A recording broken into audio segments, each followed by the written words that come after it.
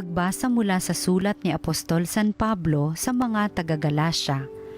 Nahihibang na ba kayong mga taga-Galasya? Sino ang nakagayuma sa inyo? Maliwanag na ipinahayag sa inyo ang pagkamatay ni Hesukristo sa krus. Ito lamang ang ibig kong malaman sa inyo.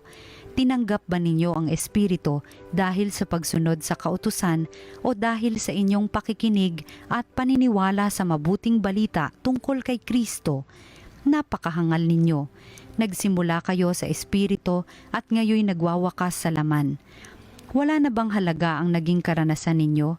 Marahil naman ay mayroon. Bakit ba ipinagkakaloob sa inyo ng Diyos ang Espiritu? Bakit ba siya ang gumagawa ng mga himala?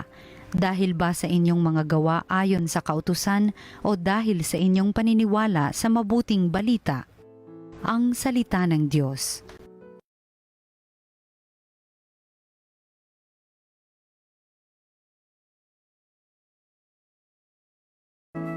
Poong Diyos ay purihin, nilingap niya ang Israel. Nagpadala ang Diyos sa atin ng isang makapangyarihang tagapagligtas mula sa lipi ni David sa kanyang lingkod. Ipinangako niya sa pamamagitan ng kanyang mga banal na propeta noong una. Poong Diyos ay purihin, nilingap niya ang Israel. Naililigtas niya tayo sa ating mga kaaway at sa kamay ng lahat ng napopoot sa atin. Ipinangako rin niya na kahahabagan ang ating mga magulang at aalalahanin ang kanyang banal na tipan. Poong Diyos ay purihin, nilingap niya ang Israel. Iyan ang sumpang binitiwan niya sa ating amang si Abraham na ililigtas tayo sa ating mga kaaway upang walang takot na makasamba sa Kanya at maging banal at matuwid sa Kanyang paningin habang tayo'y nabubuhay. Poong Diyos ay purihin, nilingap niya ang Israel. Ang mabuting balita ng Panginoon ayon kay San Lucas. Noong panahong iyon, sinabi ni Jesus sa kanyang mga alagad, "Ipalagay natin na ang isa sa inyo'y nagpunta sa isang kaibigan isang hating gabi at nagsabi, 'Kaibigan, bigyan mo muna ako ng 3 tinapay. Dumating kasi ang isa kong kaibigang naglalakbay at wala akong maihain sa kanya.' At ganito naman ang sagot ng kanyang kaibigan sa loob ng bahay, 'Huwag mo nga akong gambalain. Nakatrangka na ang pinto at nakahiga na kami ng aking mga anak. Hindi na ako makababangon pa upang bigyan kita ng iyong kailangan. Sinasabi ko sa inyo, hindi man siya bumangon dahil sa kanilang pagkakaibigan, babangon siya upang ibigay ang hinihingi ng kaibigan sa pagpupumilit nito. Kaya sinasabi ko sa inyo, humingi kayo at kayo'y bibigyan, humanap kayo at kayo'y makasusumpong. Kumatok kayo at ang pinto'y bubuksan para sa inyo, sapagkat tumatanggap ang bawat humihingi at nakasusumpong ang bawat humahanap at binubuksan ang pinto sa bawat kumakatok. Kayong mga ama, bibigyan ba ninyo ng ahas ang inyong anak kung humihingi ng isda? Bibigyan ba ninyo siya ng alakdan kung siya'y humihingi ng itlog? Kung kayong masasama ay marunong magbigay ng mabubuting bagay sa inyong mga anak, gaano pa kaya ang inyong amang nasa langit? Ibibigay niya ang Espiritu Santo sa mga humihingi sa Kanya. Ang mabuting balita ng Panginoon. Pinupuri ka namin, Panginoong Hesukristo.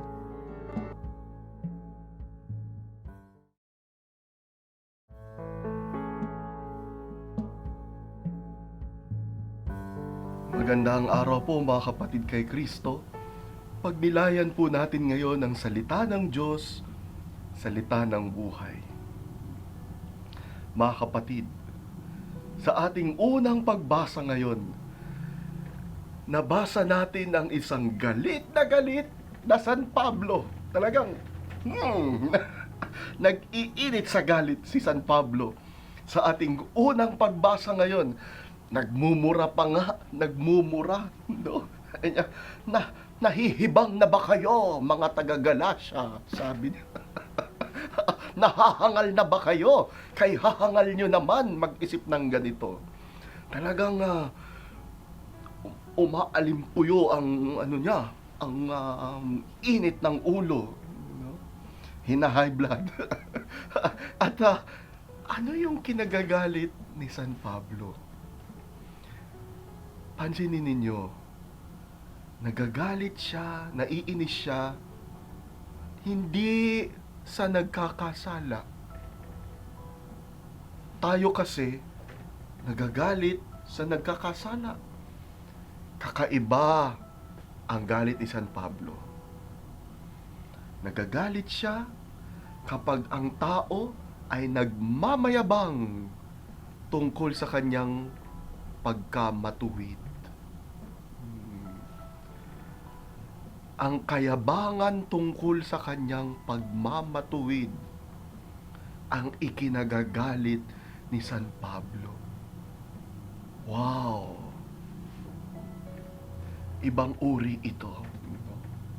Yung tinatawag sa Ingles na self-righteousness. Self-righteousness.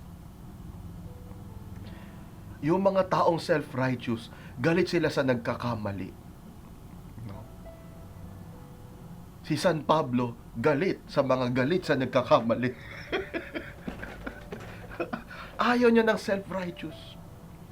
Ayaw niya ng tao na mahilig pumuna at magmayabang tungkol sa sarili niyang katuwiran, kabaitan, kabutihan. No? Ako ang mas matuwid sa inyo. Ako ang mas sumusunod sa batas kaysa inyo. Ako ang sumusunod sa kautusan kaysa inyo. Kapag may umastang ganyan kay San Pablo, talagang mag-iinit ang ulo niya. At bakit ganun ang ugali ni San Pablo sa mga self-righteous? Kasi alam ni San Pablo, siya mismo, alam niya, na ang kabutihan ng tao ay hindi naman dahil sa sarili nating galing at kakayahan, kundi dulot ng awa, tulong at pagmamahal ni Jesus. Ano mang kabutihang gawin natin, si Jesus ang tumulong sa atin. Wala sa ating makapagsasabi na ginalingan ko kasi, kaya ang bait ko. Magsusungit na dapat ako, hindi ko ginawa. Galing ko kasi. Mauhulog na sana ako sa tukso, hindi ako nagpadala. Magaling kasi ako eh. No, no, no, no. Hindi pwede kay San Pablo. Para kay San Pablo at para sa ating mga Kristiyano, kapag gumawa tayo ng tama at totoo, yun ay dahil tumutulong ang Espiritu ni Kristo. Hindi tayo nagpadala sa tukso dahil si Jesus nasa ating puso. Hindi tayo nagmadamot sa iba dahil ang Espiritu ng Diyos ang tumutulong sa atin. Sumunod tayo sa mabuti at tama, sa mga kautusan, dahil ang Diyos ang gumagabay at umaakay sa atin. Hindi ito dahil sa sarili nating kakayahan, kundi dahil sa mabathalang kapangyarihan ng ating Panginoon.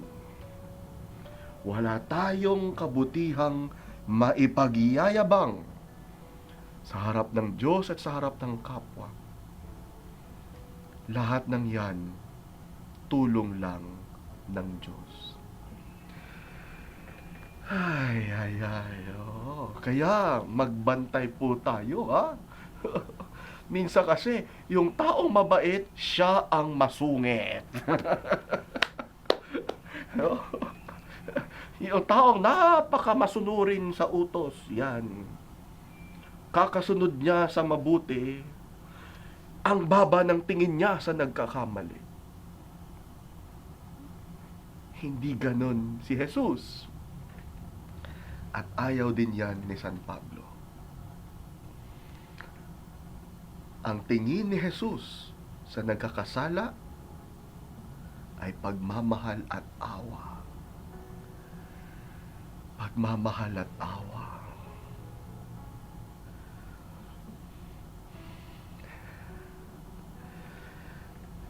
naalala ko nung bata ako. Ako'y isang maliit na sakristan. At katuro-turo sa akin nung sakristan mayor, bantayan yung kandila sa altar. No? Kasi, sabi, pag naupos yung sindi ng kandilang yan, no? Pangit, hindi mabuting misa. Hindi maganda ang misa. Kaya dapat tignan ko daw lagi yung kandila sa altar. No?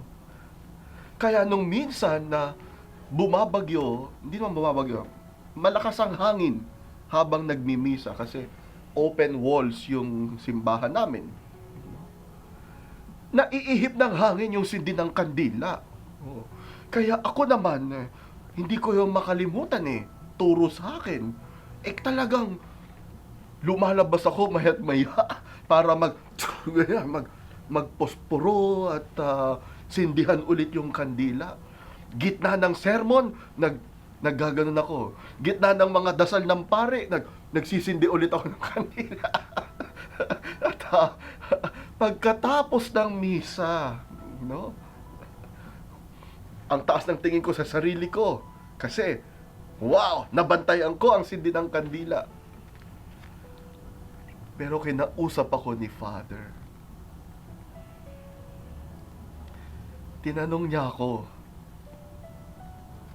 bakit ka labas ng labas kanina? Nadidistract na ako habang nagdadasal at habang naghohomilya. Pinaliwanag ko, sinabihan po kasi ako, bantayan ang sindi ng kandila. Nagbuntong hininga yung pare, akala ko magagalit, pero napakabait. Sabi ni Father sa akin, sino bang sineserve mo? Yung kandila? O si Jesus? Sabi ko, si Jesus po. Tinanong niya naman ako, nasan si Jesus? Di ako makasagot. Nasaan si Jesus? Sabi niya. At nung di ako makasagot, tinuro niya yung puso ko. Sabi niya, nandyan. Nandyan si Jesus.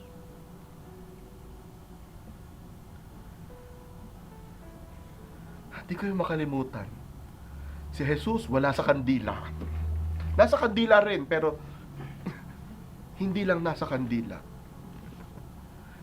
Hindi lang nasa pari nag-humilya, hindi lang nasa bayan ng Diyos na gusto kong ma-impress. Nandito siya. Naggagabay sa akin, binibigyan ako ng kapayapaan. Parang gusto sa akin sabihin ni Father, yan ang iyong mas pakinggan. Si Jesus sa puso mo. Ano mang ginagawa nating tama at totoo ay dahil sa presensya ni Jesus sa ating mga puso. Manalangin po tayo. Panginoon, salamat po sapagkat gumagawa kami ng mabuti. Hindi dahil magaling kami o malakas, kundi dahil sa bigay mo na biyaya, paggabay, pag-akay. Amen.